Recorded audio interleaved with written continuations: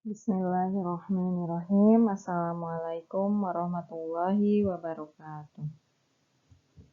Hari ini masih materi pada bab ke-11 yaitu tentang statistika. Ya, setelah pertemuan sebelumnya kita belajar mengenai mean, median, kemudian modus. Nah, hari ini kita akan mempelajari jangkauan atau range dan kuartil. Ya, jadi bagaimana cara menghitung jangkauan atau range dan juga kuartil. Nah, yang pertama ada range. Range itu disebut juga jangkauan ya. Jadi kalau kalian menemukan di buku itu dengan istilah jangkauan atau buku lain mungkin ada yang range, itu sama saja. Nah, jangkauan itu bagaimana cara menghitung jangkauan dari suatu data? Caranya adalah jangkauan itu sama dengan nilai atau data terbesar dikurangi dengan data yang terkecil. Dikurangi data terkecil.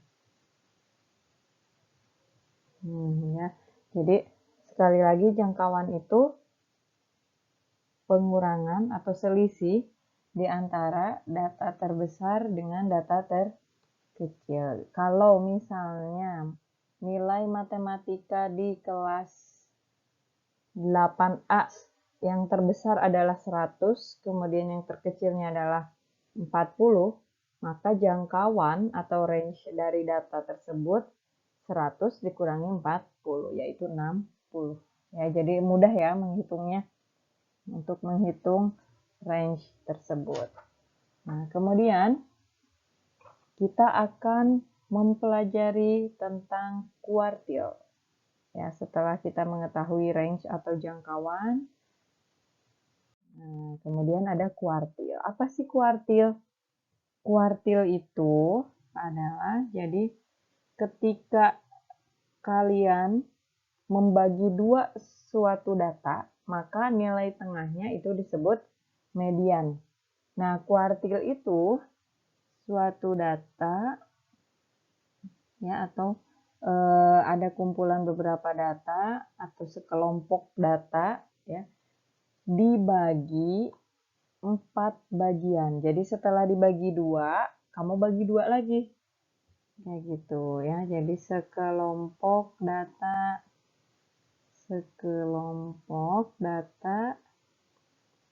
dibagi 4 bagian yang sama. Dibagi menjadi 4 bagian yang sama. Nah, ketika dibagi 4, maka yang pertama itu disebut kuartil 1, kemudian yang kedua itu kuartil 2, ya, Q2 sama dengan median, yang ketiga adalah kuartil 3. Nah, kalau ilustrasinya nih, misalnya Miss berikan ilustrasinya, ini adalah suatu data, ya, misalnya banyaknya data segini. Kita bagi 2, ini data sudah diurutkan. Kita bagi 2, kemudian nilai tengahnya itu kan median, seperti yang sudah kita pelajari. Nah, median itu sama saja dengan Q2 atau kuartil 2. Sedangkan nih ada setengah data kita bagi 2 lagi. Nah, makanya itu disebut suatu atau sekelompok data kita bagi 4. Yang tengah-tengah itu Q2, kemudian setelah setengahnya dibagi 2 lagi, ini adalah Q1-nya. Nah, ini posisi Q3. Kurang lebih seperti itu ya ilustrasinya. Jadi suatu data kamu bagi menjadi 4 bagian yang sama. Ini kan, ini 4 bagian yang sama ya. 1, 2, 3, 4. Maka akan terdapat nilai kuartilnya. Kuartil atas itu adalah Q3, jangan tertukar ya. Kuartil atas itu Q3, ini kuartil atas. Nah, sebaliknya kuartil bawah itu adalah Q1. kuartil bawah.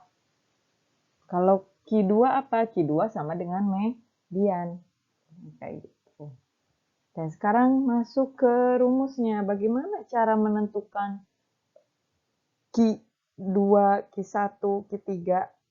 Kita ada rumus untuk menentukan posisi atau letak dari Q1, Q2, dan Q3. Nah, yang pertama, ketika kita mau menghitung atau menentukan letak, ya, letak itu posisi, letak Q1, maka rumusnya 1/4. Nah, kenapa per 4? Karena tadi suatu atau sekelompok data dibagi 4. Q1 berarti 1/4 dikali, ya, dikali dengan jumlah atau banyaknya data ditambah 1. Ya, jadi rumusnya ini. N-nya apa? N-nya adalah banyaknya data. Kalau datanya ada 10, maka N-nya 10. Nah, rumusnya N ditambah 1 dulu. Ya, jangan lupa. Jadi ini ditambah 1, itu adalah dari rumusnya. Kemudian, kalau Q2 yang dicari, sebetulnya mencari Q2 atau kuartil 2 itu sama saja dengan median. Nah, kalau tadi Q1 1/4, maka Q2 jadi 2/4. Nah, atau disederhanakan, boleh 2/4 ini jadi 1/2. Rumusnya sama, dikali N tambah 1. Nah, yang terakhir ketika yang dicari adalah posisi atau letak dari Q3. Maka berubah, asalnya 1/4 kalau Q1, kalau Q2 2/4, kalau Q3 jadi 3/4. Dikali berapa? Sama, dikali N plus 1 atau N tambah 1. Nah, ini adalah rumus dari Q atau kuartil, tapi bukan menentukan Q-nya. Ini adalah menentukan letak atau posisi dari Q1, Q2, dan Q3. Nah, untuk menentukan nilai kuartilnya, maka nanti kita bisa cari kalau posisinya sudah ketemu atau sudah dihitung, kita tinggal tentukan Q1-nya berapa. Nah, untuk lebih paham lagi, Miss berikan contoh ya, Miss berikan dalam bentuk contoh soal.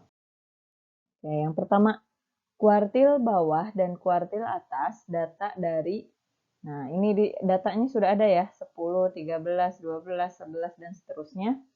Kuncinya adalah harus diurutkan dulu dari yang terkecil. Nah, kalau belum urut datanya, maka harus diurutkan terlebih dahulu dari yang terkecil. Kita lihat di sini, yang terkecil adalah 10. 10-nya ya, 1. Nih, 10 sudah. Kemudian 11. Biar 10 sudah. 11 ada 1, 2. 11-nya ada 2. 11, 11. Supaya tidak ada yang terlewat ya, jadi diberi tanda. Kemudian 12-nya ada 1, 2, 3. 12-nya ada 3, 1, 2, 3. Nah, yang terakhir yang berikutnya ada 13. 13-nya hanya ada 1. Ya, 13. 13. Setelah itu ada 14. 14-nya ada 1, 2. 14 ada 2. 14. Kemudian 15. 15-nya juga ada 1 di sini. 15. Setelah 15 ada 16. Kemudian 17-nya ada 2. 17 ada 2. Nah, ketika datanya tunggal seperti ini, boleh pakai rumus tadi untuk menentukan letak atau posisi dari kuartil. boleh juga langsung manual aja, jadi dicari nilai tengahnya, kemudian nanti dicari lagi tengahnya dari nilai tengah dari data yang sudah dibagi 2 itu. Boleh. Ya, tapi kita coba pakai rumus yang tadi. Kita hitung atau kita cari letak atau posisi dari Q1. Rumusnya adalah 1/4 dikali N tambah 1. Nah, N itu banyaknya data. Kita hitung ya, banyaknya data. 1, 2, 3, 4, 5, 6, 7, 8, 9, 10, 11, 12, 13. Jadi banyaknya data ada 13. Ini 13 tambah 1. 1/4 dikali 13 tambah 1 itu 14. Coret. Bisa disederhanakan ya. Ini dibagi 2 jadi 2. 14 dibagi 2 jadi 7. Nah, 7 dibagi 2. 7 dibagi 2 adalah 3,5. 3,5 bukan nilai kuartil bawah atau kuartil satunya, bukan, tapi posisinya. Nah, sekarang kita lihat data ke 3,5. Ini data ke 1, kedua, ketiga, 3,5. Berarti di sini ya. Nih, Q1-nya di sini. Antara 11 dan 12. Maka di sini kita tentukan Q1 sama dengan 11 ditambah 12 dibagi 2. 11 ditambah 12, 23 dibagi 2. Sama dengan 11,5. Nah, ini baru Q1 ya, atau kuartil bawah. Jadi Q1-nya sudah ketemu, yaitu 11,5. Sekarang kita cari Q3 atau kuartil atas. Seperti tadi ya rumusnya, kita hitung dulu letak atau posisi dari Q3. Sama dengan 3/4 dikali langsung ya, 13 tambah 1. Sama dengan 3/4 dikali 14. Coret-coret. 2 ini 7. Nah, 7 dikali 3 itu 21/2. Sama dengan 10,5. 10,5 adalah posisinya. Posisi dari Q3. Ini data ketiga, 4, 5, 6, 7, 8, 9, 10. 10,5 berarti di sini Q3-nya. Nah, Q3-nya ada di antara 15 dan 16. Maka kita sudah bisa menentukan Q3-nya. Nah, di sini masih bisa ya. Q3 sama dengan 15 tambah 16 dibagi 2. Sama dengan 15,5. Nah, baru sudah ketemulah Q1 sebagai kuartil bawah dan Q3 sebagai kuartil atasnya. Ya, jadi Q1-nya 11,5, Q3-nya yaitu 15,5. Oke, berikutnya contoh yang berikutnya itu dalam bentuk tabel. Nah, ini bagaimana menghitung kuartil ketika datanya ditulis dalam bentuk tabel. Di sini yang dicari adalah kuartil bawah. Kuartil bawah berarti kuartil 1. Caranya hampir sama dengan yang tadi. Kita cari dulu N. Ya, N itu adalah banyaknya data. N sama dengan penjumlahan dari frekuensinya. Ya, jadi N-nya atau banyak data bukan 1, 2, 3, 4, 5, 6, 7. Bukan 7. Tapi penjumlahan dari frekuensi. Ya, karena kan dari tabel tersebut nilai 4 ada 2 orang, nilai 5 ada 6 orang, dan seterusnya. Maka N-nya kita jumlahkan 2 tambah 6, tambah 7, tambah 10, tambah 15, tambah 5, tambah 4, tambah 2. Sama dengan, atau kalau ditulis nih, biasanya Miss melengkapi tabelnya biar mudah nih. Langsung di sini, di bawah frekuensi itu Miss tulis. Di sini 2. Kenapa 2? Karena kan frekuensi awalnya ada 2. Jadi nilai data ke-1 sampai ke-2 ada di kolom ini. Kemudian tambahkan dengan berikutnya, kolom berikutnya. 2 tambah 6, 8. 8 tambah 7, 15. 15 tambah 10, 25. 25 tambah 5, 30. 30 tambah 4, 34. 34 tambah 2, 36. Nah, ketemu ya. Jadi banyaknya frekuensi atau jumlah frekuensinya adalah 36. Kalau sudah, kita pakai rumus yang tadi. Letak Q1 ya, yang dicarikan kuartil bawah. Sama dengan 1/4 dikali N plus 1. Sama dengan 1/4 dikali 36 plus 1. Sama dengan 1/4 dikali 37. Sama dengan 37/4. Nah, 37/4 kita ubah ke desimal. 37 dibagi 4 itu 9, ya, 9 kan kali 4 36, sisa 1. 10 bagi 4 2, 8. Nah, 9,25 itu adalah posisi atau letak dari Q1. Artinya ada di data ke 9,25. Nah, sekarang kita lihat data ke 9 itu ada di mana?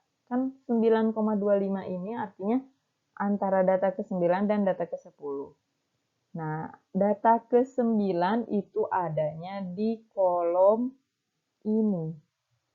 Ya, kenapa bisa tahu? Dari sini, tadi yang Miss tulis nih, yang angka merah. Kenapa di sini 8? Artinya di kolom ini atau yang nilainya 5, itu adalah data ke-3 sampai ke-8. Yang nilainya 6 itu data ke-9 sampai ke-15. Nah, makanya Q1 ada di kolom yang warna merah ini, yang Miss bulatkan merah. Nah, kalau dari situ kan data ke-9-nya 6, data ke-10 juga sama 6, maka otomatis Q1-nya sudah pasti sama dengan 6, karena kan 6 data ke-9-nya 6, data ke-10-nya juga sama 6. Kalau sama, ya maka data ke-9,25 pun 6. Ya, jadi kayak gitu untuk mencari kuartil bawah dari data dalam bentuk tabel. Ketika yang dicari kuartil atas atau kuartil 2 gimana? Sama saja. Ya, yang beda hanya di sini, di rumus letak kuartilnya. Kayak gitu. Ini contoh yang kedua, yaitu contoh dalam bentuk tabel. Berikutnya, nah yang berikutnya ada simpangan kuartil. Ini materi terakhir. Ya, simpangan kuartil itu rumusnya apa sih? Ya, simpangan kuartil itu dinotasikan atau disimbolkan dengan huruf QD. Ya, jadi simpangan kuartil ini huruf Q, kemudian di bawahnya D kecil, sama dengan rumusnya mudah, yaitu setengah dikali kuartil 3 atau kuartil atas dikurangi kuartil 1. Nah, sudah rumusnya ini. Ya, jadi ketika yang ditanya, tentukan simpangan kuartil dari data di atas. Maka kamu cari Q3-nya dulu, setelah dicari Q3, kemudian Q1. Nah, setelah tahu Q1 dan Q3, baru substitusikan ke rumus ini. Simpangan kuartil sama dengan setengah dikali Q3 dikurangi Q1. Ya, materi hari ini sampai pada simpangan kuartil. Terima kasih. Wassalamualaikum warahmatullahi wabarakatuh.